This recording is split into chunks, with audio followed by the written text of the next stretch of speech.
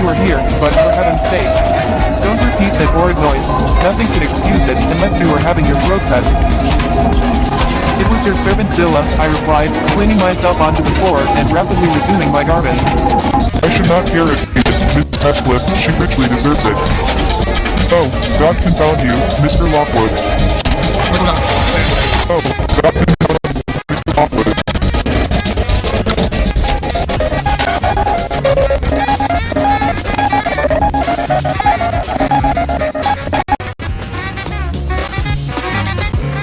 With squares cut out near the top resembling cooked windows. Best structure, I looked inside, and perceived it to be a singular sort of old-fashioned couch, very conveniently designed to obviate the necessity for every member of the family having a room to himself. In fact, it formed a little closet and a legible window, which it enclosed, a clothes press, and a large oak case, with squares cut out near the top resembling cooked windows. Best structure, I looked inside, and perceived it to be a singular sort of old-fashioned couch, very conveniently designed to obviate the necessity for every member of the family having a room to himself. In fact, it formed a little closet and a legible window, which it enclosed, served as a table. I slid back the metal sides, got in with my light open together again, and felt secure against the vigilance of Heathcliff and everyone else. The ledge, where I placed my candle, had 3 review books piled up in one corner, and it was covered with writing smashed on the page. This writing, however, stepping with a name repeated in all kinds of characters, large and small, Catherine Earnshaw, their very Catherine Heathcliff, and then again,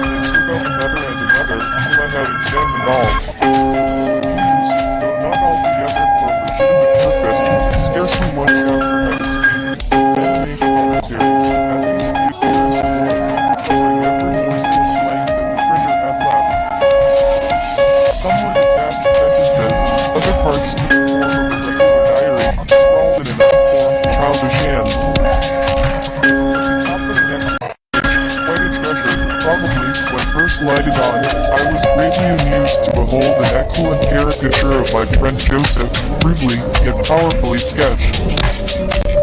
An immediate interest kindled within me for the unknown Catherine, and I began forthwith to decipher her faded hieroglyphics.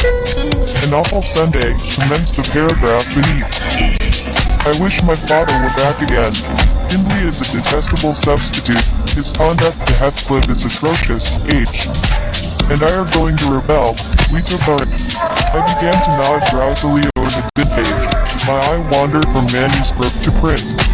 I saw a red ornamented title, 70x7, and the first... I began to nod drowsily over the dim page. My eye wandered from... I began to nod drowsily over the dim page. My eye wandered from manuscript... I began to nod drowsily over the dim page. I began to nod drowsily over the dim page. My eye wandered... I began to nod drowsily over the dim page.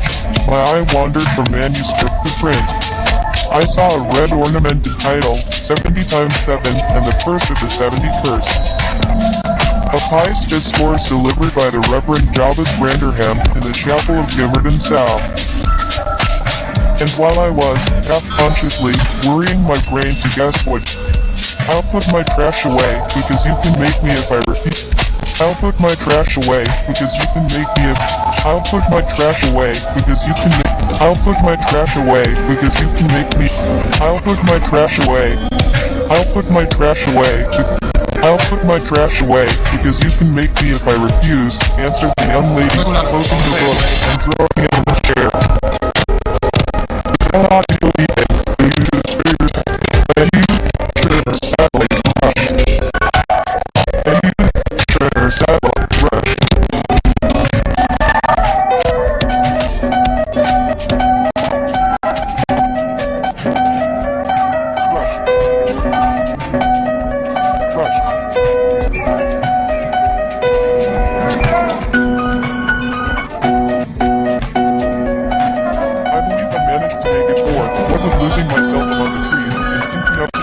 know, a predicament which only those who have experienced it can appreciate. Another, and, nay, you can only ramble about the steps and passages. To the chamber, when, ignorant where the very lobbies led, I stood still, and was witness, involuntarily, to a piece of superstition on the part of my landlord which belied, oddly, his appearing sense. He got onto the bed, and wrenched open the lattice, bursting, as he pulled at it, into an uncontrollable passion of tears. What do you mean by talking in this way to me? Thundered Heathcliff with savage vehemence. How dare you, under my roof? God, he's mad to speak so. And he struck his foot. If the little fiend had got in at the window, she probably would have strangled me. I return. I'm not going to endure the persecutions of your hospitable ancestors again. I've no doubt. Scarcely were these... What do you mean? Asked Heathcliff.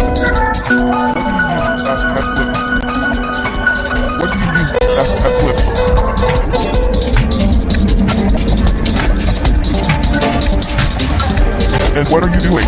Lie down and finish out the night, since you are here, but and what are you doing? Lie down and finish and what are you doing? Lie down and finish out and what are you doing? Lie down and what are you doing? Lie down and what are you doing?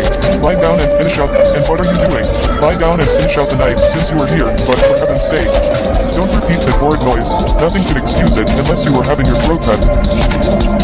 It was your servant Zilla, I replied, flinging myself onto the floor and rapidly resuming my garments.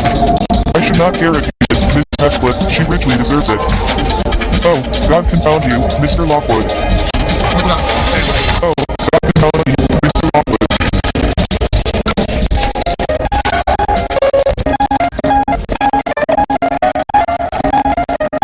And later now, unwilling to remain idle, poured forth his zeal in a shower of loud taps on the boards of the pulpit, which responded so smugly that, at last, to my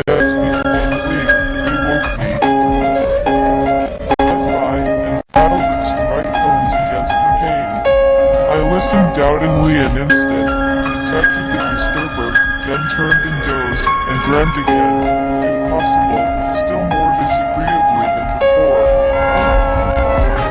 Val repeated its teasing sound, and described its direct cause, but it annoyed me so much that I resolved to silence it if possible, and I thought, I rose and endeavored to unhasp the casement. The hook was soldered into the staple, a circumstance observed by me when awake, but forgotten. Tried to draw back my arm, and undid, and a most melancholy voice sobbed, "Let me in, let me in." "Who are you?" I asked, struggling, meanwhile, to disengage myself. "Leave. Why did I think of Linton? I had read Earnshaw 20 times for Linton. I'm come home. I lost my way on the moor." As it spoke, I discerned, obscurely, a child's face looking through the window.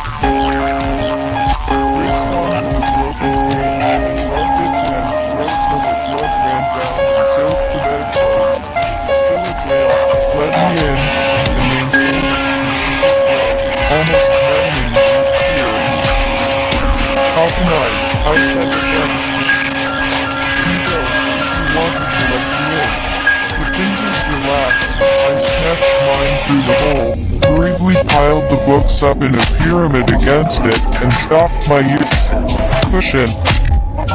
"These 7 times didst thou gapingly contort thy visage, 70 times 7 did I take counsel with my soul. Lo, this is human weakness. This also may be absolved. The first of the 71st is come. Brethren, execute upon him the judgment written. Such honor have all his saints."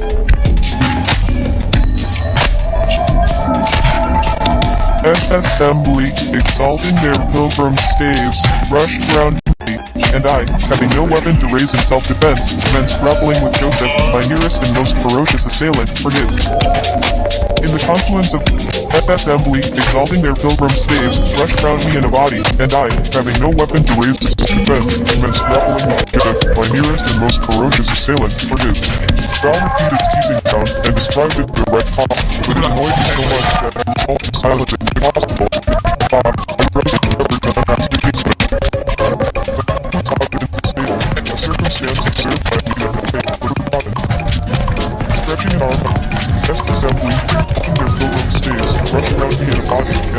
having no weapon to raise in self-defense, meant grappling with Joseph, my nearest and most ferocious assailant, for his. In the confidence of the multitude, revived. How I finished and pricked myself, and rubbed my eyes, and stood up, and sat down again, and edged. Revived. How I finished and pricked myself. Revived. How I finished and pricked my. Revived. How I finished and. Revived. How I finished and. Revived. How I finished and pricked myself, and rubbed my eyes, and stood up. Revived. How I finished and pricked.